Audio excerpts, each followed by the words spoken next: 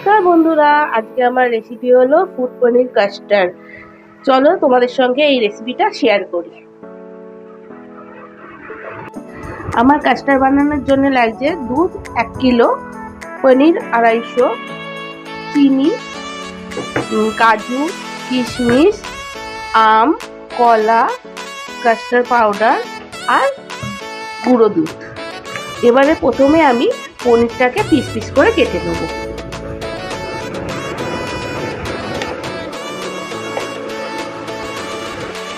কাস্টার্ডটা করার জন্য পনিরটা যদি ক্রিম পনির নেওয়া হয় তাহলে খুব ভালো হয় খেতে। পনিরগুলোকে আমি এরমভাবে ছোট ছোট পিস করে কেটে নিলাম। এবারে দুধটাকে জাল দিয়ে দিই।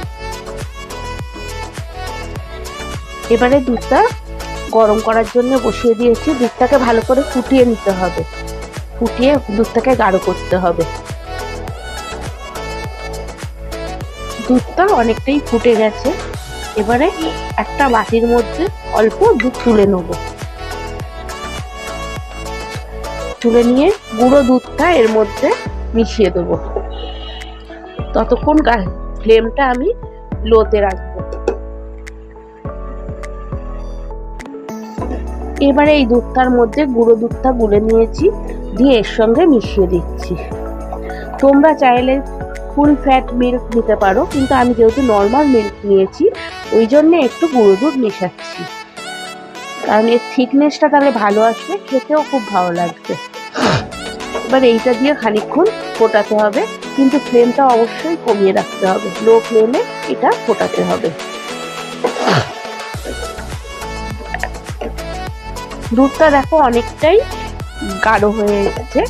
এবারে এর মধ্যে চিনিটা দিয়ে দিতে হবে। চিনিটা তোমরা যে যেরকম মিষ্টি পছন্দ করো তার উপর ডিপেন্ড করবে, সেরকম ভাবে চিনিটা দেবে। চিনিটা দিয়ে খানিকক্ষণ এটাকে ফুটিয়ে নিতে হবে।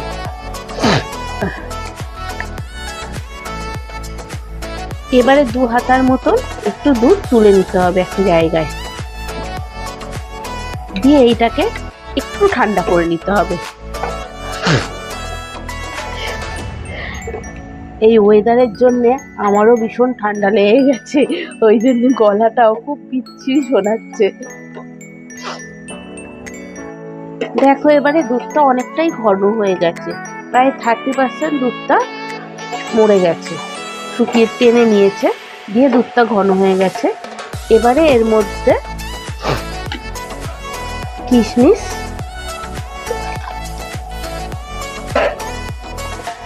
আর কাজুটা দিয়ে দেবো।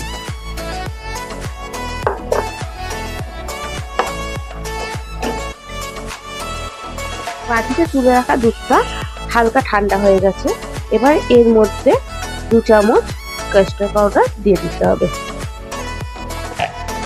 দিয়ে ভালো করে এটাকে মিশিয়ে নিতে হবে।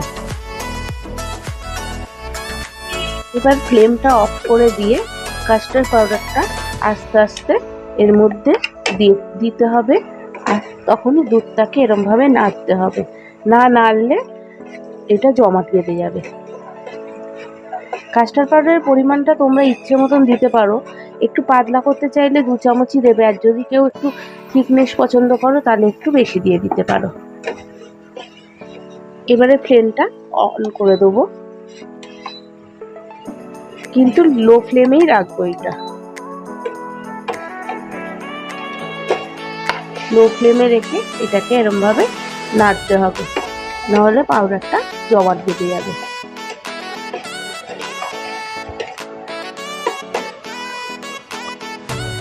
এবারে পনিরগুলো এর মধ্যে দিয়ে দেবো।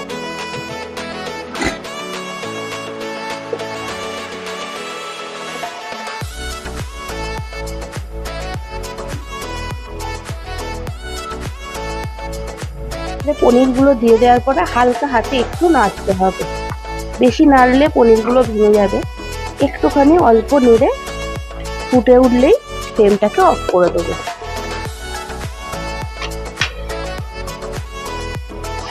পনিরগুলো দেওয়ার পর একদম হালকা হাতে নাড়তে হবে, নলে পনিরগুলো ভেঙে যাবে। কিন্তু না নাড়লেও, যেহেতু কাস্টার্ড পাউডারটা দেওয়া হয়ে গেছে ওই জন্য তলা ধরে যেতে পারে, কিন্তু কন্টিনিউ এরকম নেড়ে যেতে হবে। বেশিক্ষণ না, অল্প ফুটে উঠলেই ফ্লেমটা অফ করে দিতে হবে। এবারে ফুটে উঠেছে, এবারে ফ্লেমটাকে অফ করে দেবো, দিয়ে একটু ওয়েট করতে হবে এটাকে নর্মাল টেম্পারেচারে আসা অবধি। এবারে কাস্টার্ডটা আমার ঠান্ডা হয়ে গেছে, এবারে এর মধ্যে ফুলগুলোকে দেবো। আমগুলোকে এরকম ছোটো ছোটো করে কেটে নিয়েছি।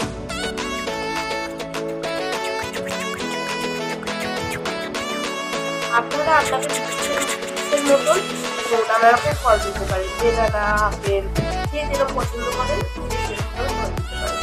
আমি শুধু আম আর কলা, কলাগুলোকে স্লাইস করে কেটে নিয়েছি।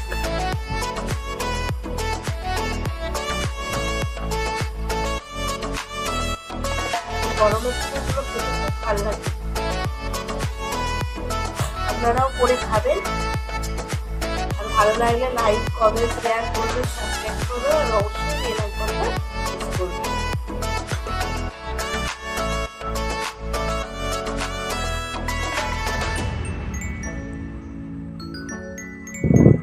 আমি এরকম থিকনেস করেছি, কারণ যদি পছন্দ হয় তাহলে একটুখানি থিকনেসটা বাড়ানোও যেতে পারে, তখন 1 চামচ কাস্টার্ড পাউডারটা বেশি দিতে হবে।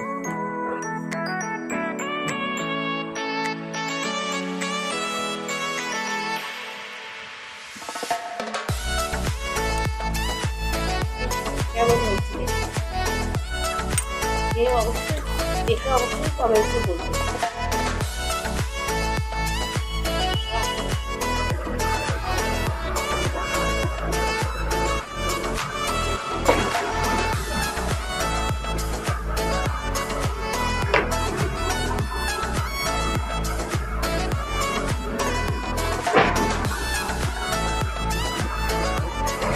এবারে এটা একটু ওপর দিয়ে কেশর ছড়িয়ে দেবেন, দেখতেও ভালো লাগবে, খেতেও ভালো লাগবে।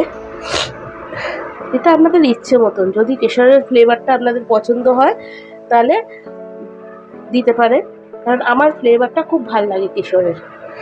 আর আপনাদের যদি না ভালো লাগে তাহলে দিতে পারবেন না।